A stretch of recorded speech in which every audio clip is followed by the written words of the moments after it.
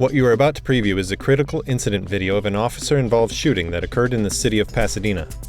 This video includes officer-worn body camera footage, in-car video, audio recordings, and images to provide the public with a better understanding of the incident and deliver transparency to the community that we serve.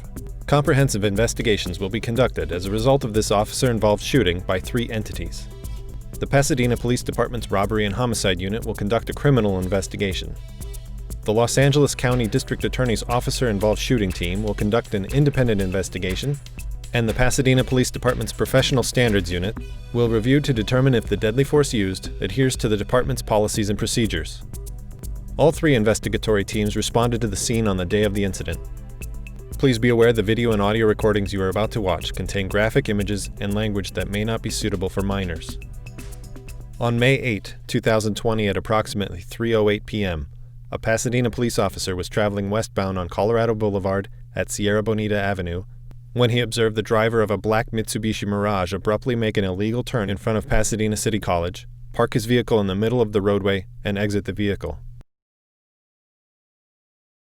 The officer attempted to contact the driver for multiple driving violations. However, the driver re-entered the vehicle and fled. A vehicle pursuit was initiated. During the initial pursuit of the Mitsubishi, the driver remained at relatively low speeds. The Pasadena Police Helicopter, PD-1, arrived on the scene and began to coordinate the activities of the ground units. Immediately following the arrival of the helicopter, the supervisor monitoring the pursuit ordered the helicopter crew to continue to track the fleeing vehicle's progress, thus allowing ground units to disengage from the direct pursuit of the suspect and remain out of the line of sight of the suspect. Yeah, PD-1, we have it. Westbound Colorado. Speeds are about 30-35 miles an hour. Traffic is light and are available to track. Okay, Sam 2, let's go into tracking. 41 and 42 back off. 42 copy, going into tracking. The driver of the Mitsubishi continued to drive through intersections without stopping for traffic lights or stop signs.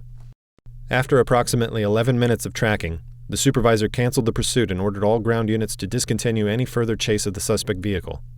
The police helicopter remained over the Mitsubishi, but police vehicles were no longer in direct pursuit of the suspect vehicle. All right, Sam 2, at this time, we're going to cancel the pursuit. He's blowing too many red lights. Cancel the pursuit. Back all the way off. Air 1, if you can continue to track. It's PD-1, he's through Allen on a red. Almost CC'd. We'll track, and I'll give you updates as needed.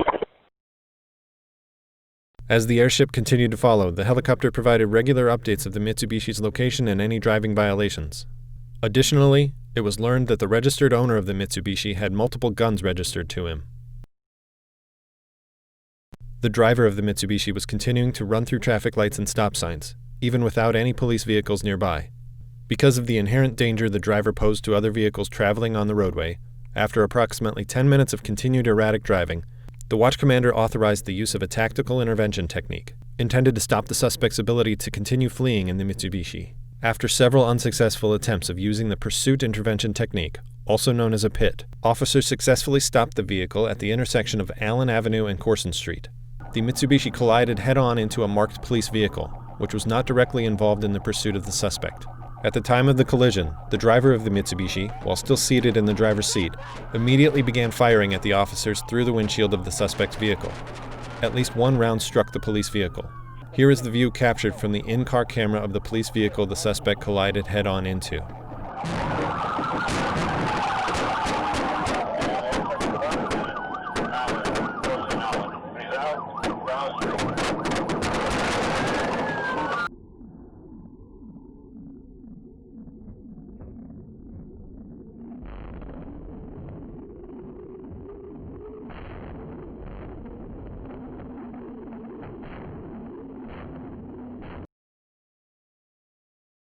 The passenger officer was able to quickly exit the police vehicle when an officer-involved shooting occurred.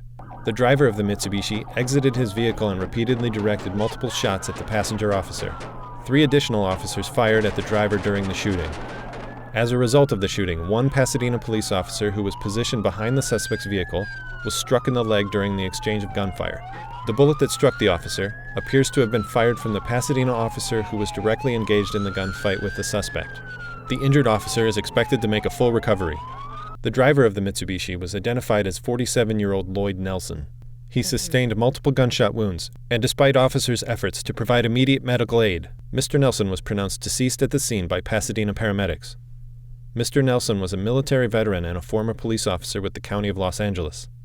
At the time of this incident, he was residing in San Diego but previously lived in Pasadena. Detectives are still trying to determine the motive for Mr. Nelson's actions.